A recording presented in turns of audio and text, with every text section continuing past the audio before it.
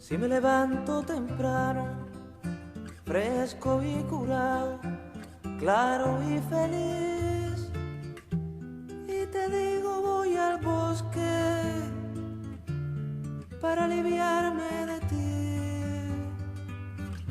Sabe que dentro tengo un tesoro que me llega a la raíz. Ahora nos convoca un tema de alta relevancia política para la región, para el país, ¿no? Creo yo que estamos en un momento bastante maduro para pensar en este tipo de temas en El Salvador.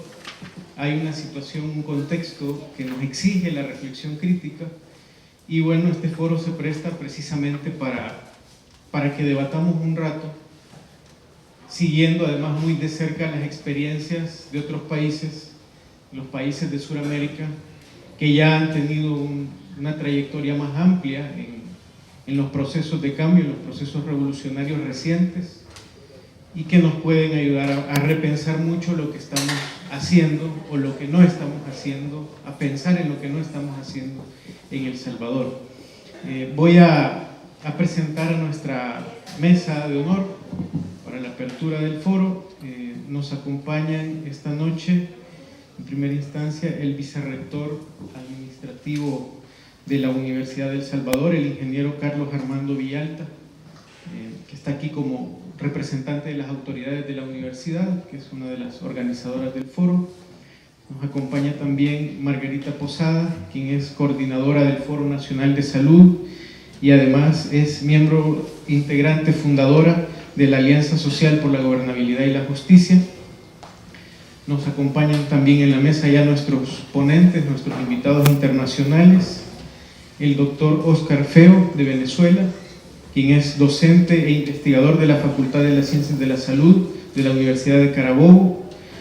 También es integrante activo de la Asociación Latinoamericana de Medicina Social, gestor de la formación en Medicina General Integral en Venezuela y es también asesor del Ministerio del Poder Popular para la Salud de Venezuela.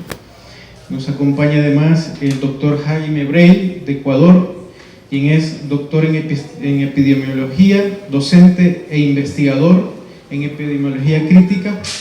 Es rector actualmente de la sede de Ecuador de la Universidad Andina Simón Bolívar. Y nos acompaña también el doctor Mario Robert de Argentina, quien es docente e investigador en la Universidad del Rosario y en la Universidad Central de Buenos Aires. Es coordinador general de la Asociación Latinoamericana de Medicina Social y fue viceministro de Salud durante la administración de Cristina Fernández de Kirchner. Les pido un aplauso para nuestro invitado.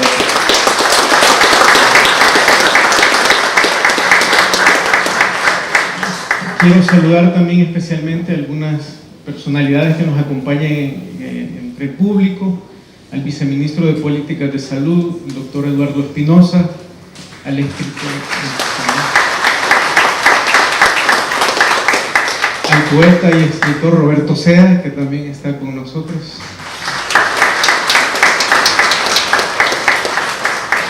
y a nuestra querida ex rectora de la Universidad de El Salvador, asesora de temas de salud para la presidencia, María Isabel Rodríguez. No voy a tomarme más de 2 minutos de un guión básico, sobre todo para nuestros invitados internacionales. En el caso de Margarita, que va a hablar de la experiencia salvadoreña, el guión quizá no tenga estas mismas características porque está más pensado para las experiencias latinoamericanas. Bueno, es un guión básico que quisiera que alguien me ayude a pasar la presentación. Perdón, gracias. Que sirve nada más para provocar la discusión.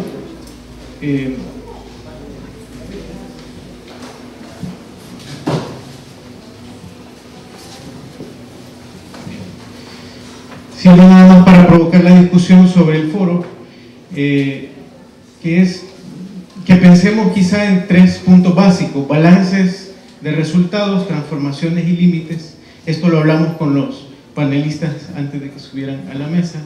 El segundo punto quizá podría ser también provocador, que es la desestabilización sistemática, agentes y acciones, o sea, quiénes provocan la desestabilización y cuáles son las acciones de desestabilización. Y por último, visiones críticas y autocríticas, ¿en qué fallamos? Ese es un guión mínimo que hemos acordado con ellos. Cada uno de ellos trae también sus ideas y su propuesta de debate, así que ellos también están en libertad de asumir su propio guión, ¿verdad? Este nada más es un guión de provocación, como decía al principio. Y quiero mencionar también, antes de darles la palabra, que la diputada Lorena Peña se disculpó con la organización del foro porque tuvo que tomar un avión, hacer un viaje urgente a La Habana para acompañar al presidente de la República a los actos fúnebres y a toda la actividad, digamos, de homenaje que se desarrolló en Cuba por la muerte del comandante Fidel Castro. Ella había programado más o menos regresar a tiempo para el foro, pero lastimosamente ya no pudo venir, y por eso nos acompaña esta noche Margarita Posada. Por último, quiero nada más decir que la intención del panel es tener una visión lo suficientemente crítica como para que ustedes como auditorio al final de las ponencias también hagan sus propias preguntas y sus propios comentarios. Dejo la palabra entonces al doctor Oscar Feo. Buenas tardes. En primer lugar, nuestro agradecimiento y satisfacción por la posibilidad de estar compartiendo con ustedes este tema tan importante. Yo he llamado a mi presentación Desestabilización de gobiernos progresistas y restauración conservadora en América Latina. Y quiero fundamentalmente plantear, siguiendo el guión que nos ha presentado el moderador del evento, 4 grandes bloques. El primero de ellos, un muy breve comentario sobre la primera década del siglo XXI y el avance de los gobiernos progresistas. En segundo lugar, quiero hacer una breve caracterización de esos gobiernos progresistas.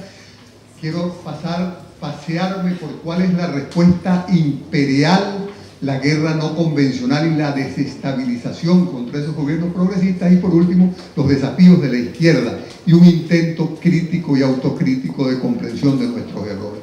Por supuesto, 5 minutos para cada uno de esos temas no es suficiente, pero pueden permitir una introducción a un debate que sin ninguna duda es un debate trascendente para nosotros en América Latina. Yo comienzo diciendo, como decía el vicerrector, nosotros en los finales de los 80, inicios de los 90, creímos que el mundo se había acabado. Cayó el mundo socialista, llegó el pensamiento único, llegó la globalización neoliberal, y vivimos una década en la que era vergonzoso decirse de izquierda, en la cual el nombre del socialismo desapareció, en la cual no se hablaba de imperialismo, sino de globalización. Pero algo comenzó a pasar. Yo digo que lo primero es recordar entonces que hasta 1998 todo el continente, con la digna excepción de Cuba, estaba bajo el dominio de gobiernos conservadores, de gobiernos neoliberales, de gobiernos de derecha, que aplicaban las políticas del imperio. Eso fue lo que sucedió. Nosotros éramos el patio trasero del imperio. El imperio, bueno, estaba preparando un gran tratado de libre comercio de las Américas con nosotros para imponernos las reglas de la globalización neoliberal. Pero la aplicación durante esa década de las políticas neoliberales generó una ola de protestas y una ola de reacomodo en el movimiento progresista y en los movimientos populares, que permitió que en los siguientes años se generaran un conjunto de situaciones inéditas en el continente. Hubo países en donde en un año se movieron 3 presidentes por movilizaciones populares. Y en 11 países de la región comenzaron a cambiar sustancialmente las cosas. Aquí están. Empezamos en Venezuela en el 98 con Hugo Chávez, Brasil Lula, Argentina, los Kirchner, Uruguay, Tabaré y Frente Amplio, Honduras, Zelaya, Bolivia, Evo y el MAS, Ecuador, Correa, Alianza País, Chile, Concertación, Bachelet, Nicaragua, FSLN, Ortega, Paraguay, Frente Guazú y Lugo, El Salvador con el Frente, con el FMLN y Mauricio Cures inicialmente. La característica central, ayúdame que algo, la característica central de esos gobiernos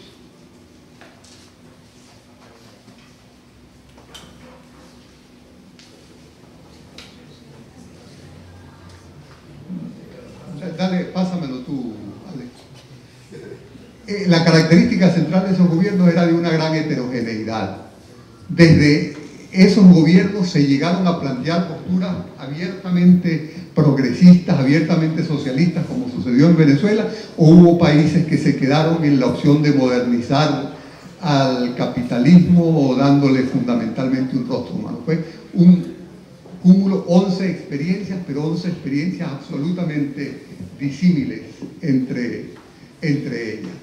Esos gobiernos, lo primero que hay que tener claro es que fueron las respuestas que desde el movimiento popular y desde la izquierda se dieron a las décadas de neoliberalismo que se caracterizaron y se caracterizaron fundamentalmente por una reconstrucción del Estado. El Estado había sido destruido por los 10 años de neoliberalismo y nuestros gobiernos se dedicaron a reconstruir ese Estado destruido por las políticas neoliberales, tratando de recuperar su función social para garantizar educación, para garantizar salud, para garantizar cultura. Adelante, Alex. Y en algunos casos, yo quiero decirlo claramente, esto lo vamos a ver posteriormente, la restauración conservadora comenzó en el seno de nuestros mismos gobiernos progresistas y revolucionarios, que en algunos casos claramente aplicaron políticas neoliberales. El caso de Brasil, ellos mismos lo han señalado con absoluta claridad en esos momentos. Esos gobiernos progresistas no fueron procesos lineales, fueron procesos en donde coexistían avances importantes con errores e inconsistencias, persistían factores de exclusión social y de acumulación y concentración de la riqueza social. Hubo pugnas, había en cada país pugnas entre diversos proyectos de país, lo que se expresó en muchísimas confrontaciones y contradicciones, y coexistían en el seno de los propios gobiernos distintos intereses de clase muchas veces contrapuestos, y en muchos de esos gobiernos hubo presencia clara de ideología y política neoliberales. ¿Qué hicieron esos gobiernos progresistas? Redistribuyeron la riqueza social. Fue el primer gran factor, redistribución de la riqueza.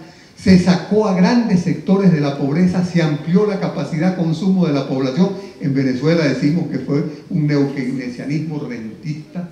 Redistribuimos la riqueza, pero democratizamos el consumo sin una politización social suficiente. Lanzamos grandes masas al consumo sin que hubiese un mecanismo de politización adecuado para esas masas que estaban ganadas. Era para ser clases medias y no para ser clases transformadoras de la sociedad. Hubo sí una disminución de las desigualdades sociales, y hubo un hecho que fue trascendente, que fue uno de los hechos más resaltantes, que fue un nuevo modelo de integración regional. Surgió UNASUR, surgió el ALBA, surgió la CELAC. Hubo un cambio sustancial en la correlación de fuerzas a nivel del continente, de tal forma que no pudo el gobierno de Bush y de los Estados Unidos lograr su ALCA, que estaban preparando y tuvieron que irse con sus materiales bajo el brazo. Yo recuerdo la célebre frase de Bush en el momento en el que se negó la posibilidad del ALCA, que dijo: yo no venía aquí a esto. Él fue realmente desprevenido para lo que fue ese momento importante para América Latina. ¿Cuál fue la respuesta imperial a ese cambio en la correlación de fuerzas? ¿Cuáles fueron las estrategias para recuperar el control de América Latina? Yo digo que la ofensiva neoliberal, la ofensiva conservadora, combinó diversas estrategias institucionales e insurreccionales para desestabilizar a nuestros gobiernos.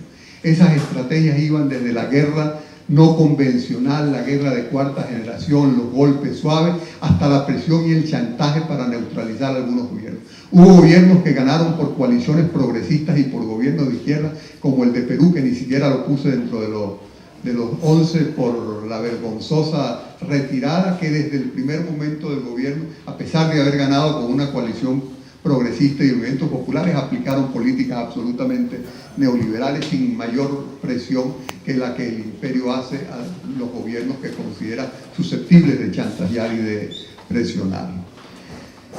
Pero la característica fundamental hoy del continente es la guerra no convencional, que es una combinación de guerra mediática, psicológica, tecnológica y sobre todo económica.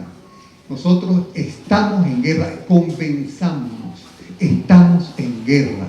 En Venezuela, con absoluta claridad, no podemos entender la situación de Venezuela si no entendemos la profunda guerra económica a la que nos encontramos sometidos. En esa perspectiva, esa guerra es el instrumento fundamental del imperio para recuperar los gobiernos. Y lo hacen generando con esa guerra un conjunto de condiciones que hacen que nuestros gobiernos tengan que confrontar a grandes masas de población descontentas porque la situación económica no ha variado.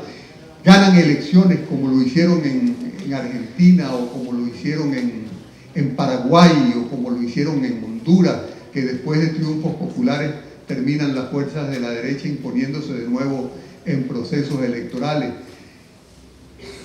Recuperan progresistas cooptando gobiernos, neutralizándolos, como claramente es el caso de Chile, donde hay un gobierno que es de centro derecha por ser conservador en esa designación, o como el propio Frente Amplio señala que puede estar pasando en Uruguay, en donde se aplican un conjunto de políticas que son políticas claramente neoliberales. O se hace a través de golpes parlamentarios, de golpes suaves, como sucedió en Brasil recientemente, como han tratado de hacerlo en Venezuela y no han podido, como sin ninguna duda pueden tratar en algunos de los países de nuestra región. Y hay un texto que hay que leer, porque es un texto que contiene todas estas cosas detalladamente, que es ese texto de Jean Charpe, se llama De la dictadura a la democracia, un sistema conceptual para recuperar para la liberación. Ese texto contiene un conjunto de prescripciones claramente aplicadas en muchos de nuestros países, en donde se pasa por un conjunto de fases desestabilizadoras que empiezan por el ablandamiento, por las denuncias de corrupción, por el golpear permanentemente a nuestro gobierno, por crear una matriz de opinión interna y una matriz de opinión externa negativa a los gobiernos, que pasa por la deslegitimación del gobierno, que calienta las calles, que utiliza y diversifica formas de lucha, todo con el objetivo de conseguir una fractura institucional. Eso está claramente señalado en ese texto y ese texto ha sido aplicado. Eso es lo que se llama el manual del golpe suave. Vale la pena realmente revisar ese texto. Ahora, pero preguntémonos por qué estamos en guerra. Estamos en guerra por dos hechos fundamentales. El primero de ellos, porque el imperio no puede tolerar que América Latina, que su patio trasero, haya tenido el atrevimiento de confrontarlo, haya tenido el atrevimiento de hablar de socialismo, de hablar de que otro mundo es posible y de haber confrontado sus designios para la región. El ejemplo más claro fue el ALCA. O sea, no puede el imperio, y hoy menos, si algo no cambia con Trump o con Hillary, es la decisión de convertir a América Latina en su patio trasero y en su espacio fundamental de contención del resto del mundo. Pero hay una segunda causa que es menos conocida y muy importante, que es la disputa por recursos estratégicos. Estados Unidos, ahí hay un texto, ese texto que está señalado allí es se llama la encuesta geológica para 2007-2017 de los Estados Unidos, en la cual el Departamento de Ciencia y Técnica de los Estados Unidos le dice con absoluta claridad al presidente que sin los recursos estratégicos que posee América Latina, los Estados Unidos no pueden mantenerse como potencia. Ese texto del Departamento de Ciencia y Técnica de los Estados Unidos marca 40 minerales estratégicos que no existen en los Estados Unidos, sin los cuales los Estados Unidos no pueden mantenerse como potencia a nivel satelital, a nivel cibernético, a nivel militar. Por lo tanto, careciendo Estados Unidos de esos recursos, es indispensable para ellos recuperar el control de América Latina. En Bolivia se encuentra el 80% del litio, en Brasil el 90% del niobio. Son cosas sin las cuales no marcha la industria satelital, sin las cuales no marcha la industria armamentista, y el manejo soberano que estaba comenzando a hacerse de esos recursos desde UNASUR y desde América Latina marcaba una necesidad para el imperio. Ese reporte, el US Geological Survey del que les hablaba, le dice claramente al presidente: usted debe garantizar acceso seguro a esos recursos estratégicos porque sin ellos no podemos mantenernos como potencia. Entonces nos encontramos en el marco de una disputa política, pero también en el marco de una disputa por recursos estratégicos que son fundamentales. Si no, no podemos entender este documento que fue publicado como la Orden Ejecutiva 13692 de marzo del 2005, está textualmente copiada de lo que es el registro de documentos oficiales de los Estados Unidos, y dice textualmente: Barack Obama, presidente de los Estados Unidos de América, encuentra que la situación de Venezuela constituye una inusual y extraordinaria amenaza a la seguridad nacional y a la política exterior de los Estados Unidos, y por lo tanto declara una emergencia nacional para manejar esa situación. ¿Cómo puede explicarse que el imperio saque un documento de este tipo y con estas características ante un pequeño país como Venezuela? Bueno, sencillamente porque para los Estados Unidos es un problema de seguridad nacional garantizar acceso seguro a esos recursos estratégicos que son fundamentales para su mantenimiento como potencia. Pero para ganar esa guerra, nosotros necesitamos dos cosas.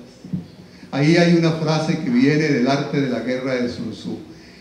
Sun Tzu decía: conoce a tu enemigo y conócete a ti mismo y saldrás triunfador en 1000 batallas. Yo digo, para ganar la guerra debemos conocer a detalle a nuestro enemigo, pero debemos conocernos a detalle nosotros mismos y debemos conocer las fortalezas y las debilidades de ambos. Entonces yo planteo que nosotros tenemos un conjunto de retos ante la ofensiva neoliberal. Y el primero, Alex, el primero de esos retos es la crítica y la autocrítica. Es la capacidad de reconocer nuestros errores y de superarlos. Le voy a quitar una frase que decía nuestra querida Posada, nuestra querida Margarita ayer, cuando decía, tomando a Frei Beto: la crítica es algo consustancial de los amigos y de los aliados. Los amigos tenemos que criticarnos, a los enemigos los denunciamos y los confrontamos, pero entre nosotros debemos tener la capacidad de criticarnos. Y yo creo, y voy a dedicar el resto de la exposición a hacer algunos comentarios sobre la necesidad de la crítica, de la autocrítica y de la necesidad de reconocer algunos de nuestros errores. Avanzamos.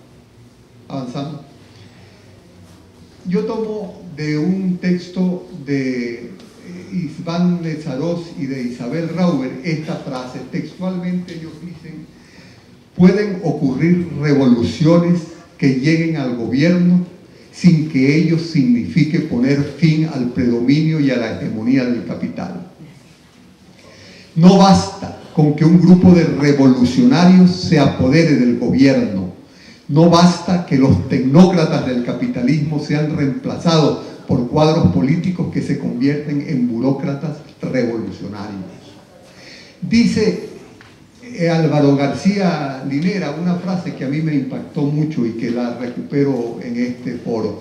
Dice él: los revolucionarios no llegamos al gobierno para administrar el Estado capitalista. Si los revolucionarios nos dedicamos a administrar el Estado capitalista nos tritura y nos convierte en burócratas en el marco de un Estado autoritario, de un Estado empresarial, de un Estado que no está hecho para la democracia y para la participación, y de un Estado que lo que hace es reproducirse permanentemente en su propio seno. Entonces, el problema fundamental es hacer un intento por comprender nuestros errores. El primer error, a mi juicio, fue que tuvimos la ilusión de que era posible redistribuir la riqueza y ampliar el bienestar y la democracia sin tocar las estructuras de poder del capitalismo y sin confrontar al gran capital. No, eso no es posible. La lucha de clases no desaparece, al contrario, se intensifica y nuestros errores se profundizan cuando vamos al gobierno a administrar un Estado capitalista, porque la corrupción sistemática y la burocratización excesiva y paralizante se convierte en características que están presentes de alguna u otra forma en todos nuestros gobiernos progresistas. En el marco de ese intento de comprensión de nuestros errores, yo digo, hay otro problema central que predominó en muchos de estos gobiernos: la concepción de transformar la sociedad modernizándose, pero modernizándose en el marco del modelo capitalista de crecimiento y de desarrollo, sin cuestionar esos conceptos de crecimiento, de desarrollo, que son propios del capitalismo y que no son propios de nuestra perspectiva. El sector privado continuó dominando las economías, el capital transnacional siguió teniendo un papel fundamental, surgieron nuevos actores capitalistas vinculados a nuestro gobierno, que funcionaron como intermediarios con el gran capital. En Venezuela eso es absolutamente claro, cómo surge un sector vinculado al capital y vinculado al gobierno que intermedia relaciones y se hace profundamente rico. Se reprimarizó la economía, se volvió a la producción de materias primas para el mercado mundial. Eso es claramente observable en buena parte de nuestras experiencias, porque predominó esa concepción de modernizar el Estado capitalista en vez de transformarlo profundamente. Hubo muchas contradicciones y hay muchas contradicciones en el manejo de la economía. Muchas veces nos limitamos a administrar el Estado capitalista, que es un Estado autoritario, que es un Estado empresarial y que no tiene espacios para la participación y para abrirse a la toma de decisiones con las comunidades y con los movimientos sociales. No entendimos la necesidad de transformar profundamente el Estado para convertirlo en un Estado popular, en un Estado democrático, en un Estado participativo. No hay revolución posible sin una profunda transformación cultural, la batalla de las ideas, lo que García Linera llama la construcción de un nuevo sentido común que exprese la contrahegemonía cultural en construcción. La redistribución de riqueza tiene necesariamente que ir acompañada de una real politización que permita que no solo lancemos grandes sectores de la población al consumo, sino que los lancemos a la politización y a la lucha de clases. La situación es preocupante, y una de las cosas por las que es preocupante es porque la oligarquía neoliberal ha recuperado espacios y ha recuperado poder, en muchos casos con apoyo popular. En Venezuela nosotros acabamos de perder un proceso electoral relativamente importante, y lo acabamos de perder con todas las de la ley, porque la población está descontenta por el manejo de la economía. Por supuesto, no hemos tenido como gobierno la capacidad de hacer entender la situación de guerra en la que nos encontramos, porque solo comprendiendo que estamos en guerra podemos comprender la situación de tremenda crisis económica en la que nos encontramos. Pero yo digo, esa situación es reversible, porque donde quiera que la oligarquía recupere el gobierno, la concentración de la riqueza y el ataque a los derechos humanos va a generar nuevas oleadas de protesta que van a permitir el reacomodo de los movimientos sociales y que van a permitir recuperar a los movimientos de izquierda.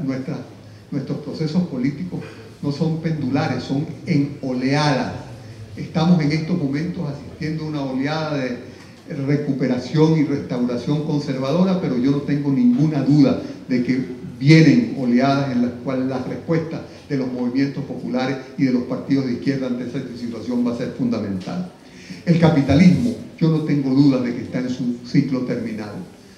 En su ciclo terminal, sobre todo por la crisis ambiental en la que ha sumido al mundo, que amenaza realmente la supervivencia de las especies y la propia supervivencia del planeta. Pero tiene demasiada fuerza y demasiado poder. Nosotros hoy el planteamiento fundamental es que debemos resistir, que debemos profundizar las luchas anticapitalistas, que las revoluciones, como lo decía, son por oleadas, que esta restauración conservadora vendrá acompañada de un auge de la lucha de clases y de la lucha de los movimientos populares. No estamos derrotados, debemos seguir luchando. Y la reflexión final es hacia algunas tareas centrales que tenemos. La primera es: hay que reinventar la democracia. No podemos mantenernos en el marco de esta democracia representativa que nos ahoga. Tenemos que pasar a una democracia protagónica en donde desde los espacios generemos realmente mecanismos para la toma de decisiones con los movimientos sociales y con el pueblo. Pero recibimos un espacio, un Estado autoritario, un Estado neoliberal, un Estado... No tenemos democracia, lo que tenemos hoy es una dictadura profunda del capital financiero. Tenemos, por lo tanto, que luchar por la real democracia. Tenemos, como dice Boaventura, tenemos que reinventar la democracia, pero para reinventar la democracia tenemos que reinventar el Estado. Tenemos que democratizar la sociedad y tenemos que abrirla realmente a la participación social. Y con Mesaro, yo digo, hay que ir más allá del capital. Hay que superar la lógica del capital que nos atrapa, que se reproduce en nosotros, que se reproduce en nuestro gobierno. Solo rompiendo con la lógica del capital podremos avanzar. Y termino diciendo que no cabe, a pesar de la restauración conservadora, el pesimismo. A pesar de los obstáculos y dificultades, hay que seguir avanzando, continuar nuestro esfuerzo por la construcción de un nuevo modelo de gobernar y de vivir. Gracias.